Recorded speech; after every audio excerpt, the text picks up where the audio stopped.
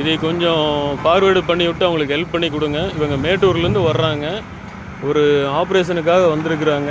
அவங்களுடைய பணத்தை வந்து பறி கொடுத்துட்டு வந்திருக்கிறாங்க.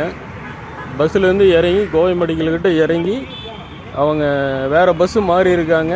அந்த இடத்துல வந்து 20A பஸ்ஸில் ஏறி இருக்காங்க. 20A தானுங்க சார்.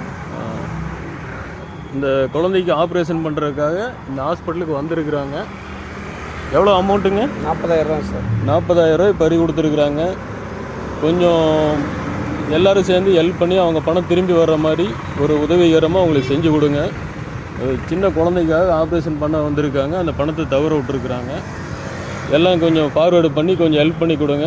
போலீஸ்லேயும் ரிப்போர்ட்டு கொடுத்துருக்காங்க, அவங்களும் ஹெல்ப் பண்ணி தராங்கிற மாதிரி சொல்லியிருக்கிறாங்க. நம்மளும் கொஞ்சம் முயற்சி பண்ணி எல்லாத்துக்கும் அனுப்பிச்சி விட்டு இது எல்லாத்துக்கும் தெரிகிற மாதிரி 20A பஸ்ஸில் இது நடந்திருக்கு.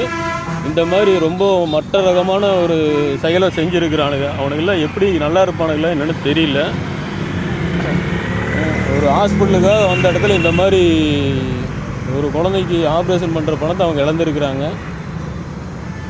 கவுன்சிலர் வரைக்கும் நம்ம இதை கொண்டு போகணும்.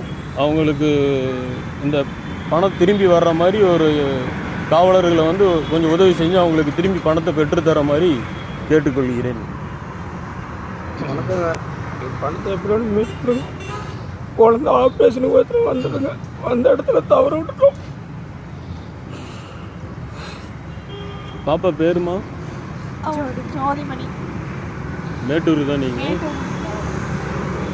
சரி பாருங்கள், ஆஸ்பத்திரி